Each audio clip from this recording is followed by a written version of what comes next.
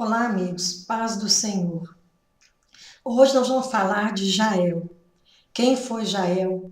Qual que é o papel dela na história do povo de Deus? Para falar de Jael, nós temos que voltar um pouquinho na história de Débora. Quando Débora e Baraque seguiram para a guerra em Quedes, que eles enfrentaram os inimigos do Senhor, comandados pelo terrível, cruel Císera, eles enfrentaram 40 mil soldados. O exército do povo de Deus era apenas 10 mil. Mas o Senhor lutou essa luta e mandou um temporal muito forte, e a lama subiu, e esses carros ficaram atolados, e todos os soldados inimigos caíram a fio de espada.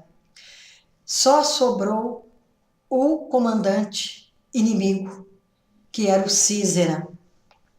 Então, como Deus havia falado com Débora, aquela vitória não seria motivo de honra para Baraque, mas porque essa batalha terminaria com vitória pelas mãos de uma mulher. Mas essa mulher não seria Débora. Prosseguindo, quando o comandante saiu andando a pé, ele foi em direção à tenda de Jael. Quando ele chegou, ele foi bem recebido. Jael mandou que entrasse, que se acomodasse, foi muito cortês com ele. Aí ele pediu para descansar, ele se deitou, ele foi coberto com um tapete. E depois ele pediu água. Mas ao invés de dar água, ela deu leite para ele, que ela tirou de um odre. E ele relaxou, ele estava se sentindo muito seguro lá e dormiu profundamente. Naquele tempo, não era comum mulher casada receber homens em sua tenda, mas aquela visita ali tinha propósito. E ele havia pedido para ela que ficasse postada lá na porta e que se alguém procurasse, dissesse que ele não estava ali. Depois que ele dormiu, ela pegou uma estaca da tenda, não aquela do equilíbrio, aquela de sustentação, mas uma que era de estender a tenda. E ela pegou a estaca, um martelo e mirou na fonte do homem e bateu com uma força tão grande e com uma precisão tão grande que essa estaca atravessou a cabeça, partiu o crânio e ela ficou fincada no chão. Bom, então a gente pensa, mas é um assassinato.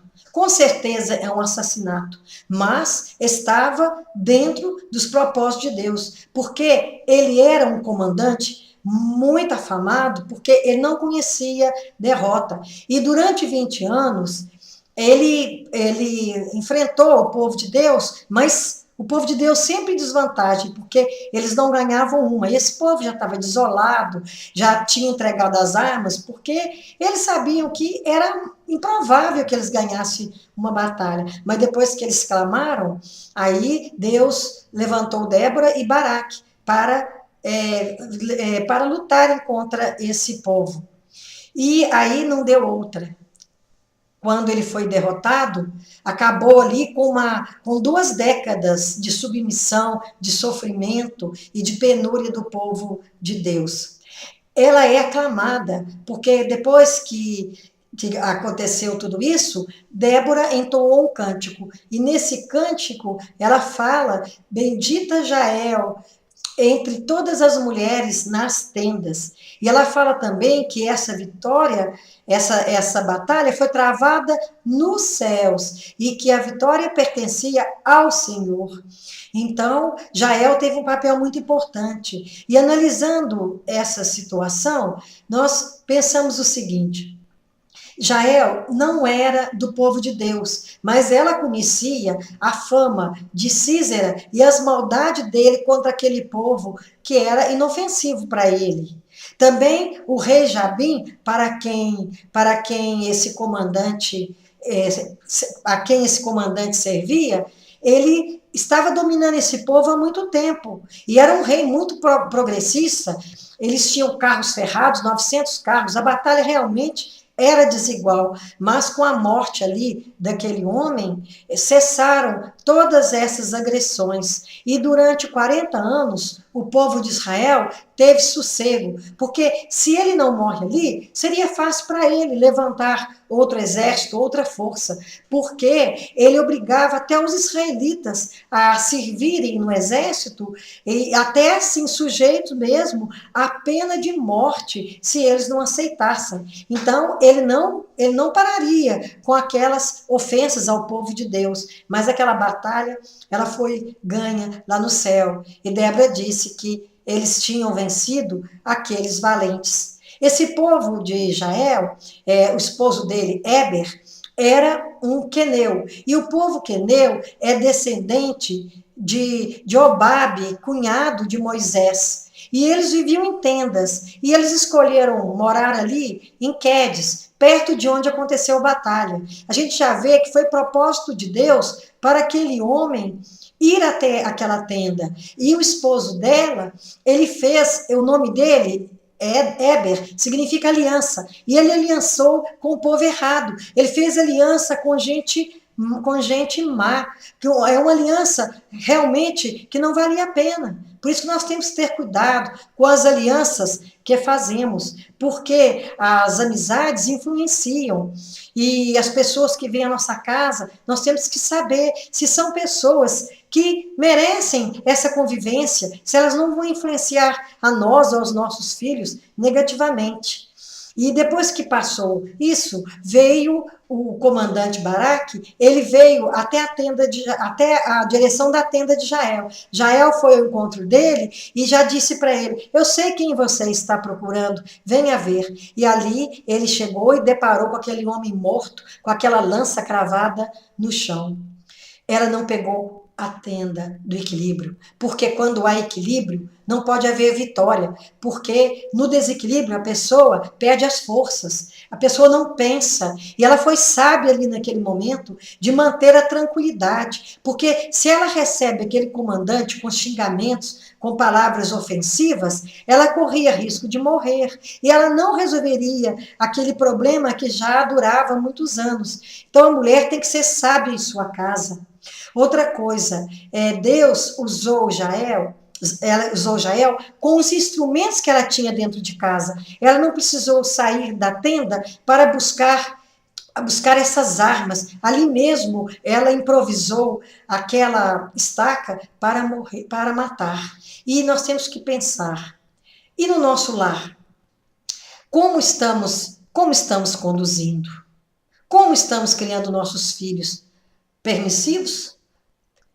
Dentro de escolhas que não levam, aliás, que levam ao pecado, e que esses pecados levam à morte, porque o salário do pecado é o declínio, é realmente o que há de pior, que é a morte espiritual. Então, temos muito que pensar sobre a história de Jael, dela ter se mantido equilibrada, dela ter feito da maneira correta, conforme Deus havia previsto, e nós sabemos que nossas batalhas, elas são travadas no céu. Por isso que quando andamos com Deus, quando procuramos viver de acordo com a palavra de Deus, nos submetendo à vontade dele, abrindo mão de muitas coisas, porque tem pecados que são nossos inimigos. Eles começam pequenos, mas um abismo, ele traz outros abismos. E muita coisa que nós dizemos que não tem nada a ver é onde mora o perigo, porque a gente pensa que é coisa simples, mas não tem pecado simples para Deus, porque todos têm consequências, pequenas ou grandes. Mas num crescendo, os vícios vão aumentando e a gente tem que estar atento. E a palavra do Senhor nos adverte, porque nós temos que buscar a sabedoria de Deus. Sem sabedoria, não há vitória. Sem sabedoria, nós não crescemos espiritualmente. Nós não conseguimos administrar as nossas casas sem ela, porque nós precisamos que Deus nos oriente, que Deus nos conduza. Então, se há caminhos maus em nós, nós temos que pedir a Deus que com suas mãos benditas e misericordiosas, que Ele retire esses caminhos e que nos dê também a consciência, o discernimento para a gente saber o que evitar. Porque hoje, em nossa casa, nós somos atingidos por muita coisa que vem de fora de nossas casas e de dentro. E não importa se a nossa luta seja dentro de casa, se seja fora. Porque esse homem, ele não morreu ali no campo de batalha, mas ele veio morrer na maior humilhação pelas mãos de uma mulher. E é assim que Deus trabalha, que nós possamos estar atentos, que nós possamos ter cuidado com as nossas alianças. O nome Eber significa aliançado, que nós não façamos aliança com o mal, porque Deus não nos tem por inocente. E que o nosso nome, como o de Jael, ficou marcado no Cântico de Débora, como também ficou marcado no livro da vida, que nós possamos cuidar para que o nosso nome seja mantido no livro da vida, porque nós não merecemos, mas se submetemos a Deus, fizermos a sua vontade e também cumprirmos o que Ele determina para a nossa vida com bastante humildade, Ele estará sempre nos honrando, como Ele honrou Jael e Débora. A mãe do comandante esperava ele voltar, mas ele nunca mais voltou, porque ele ficou ali na tenda, cravado, não como um grande comandante, mas como um inimigo de Deus que foi derrotado. Que o Senhor nos abençoe, nos ilumine e nos guarde. Amém.